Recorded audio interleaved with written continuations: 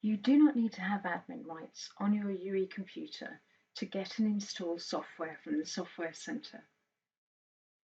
So if you need to, go to the Software Center to download and install Chrome on your UE machine. You will need to come down to the bottom ribbon on the left-hand side of the screen to the search box, which is indicated by the white circle in Windows 10. Click on that circle and a pop-up menu will appear with a black background with a magnifying lens logo. Type in the search box software and you'll see Software Center is the top option.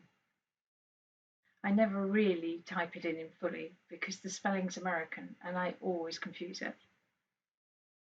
A pop-up window will appear and take a second to load.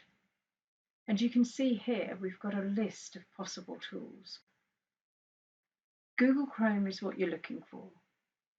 Click the tick box next to the name of the software you wanted, whether that's Chrome or Office Pro Plus 2019, etc. You can select more than one at a time. Download and install, though, will take a little longer. Click Install Selected. It should now show the download status. This is a spinning wheel with a percentage download completion update figure next to it. I'm going to cancel that because I do already have Chrome on my machine. Once downloaded, it will take you through the install process, so follow the instructions.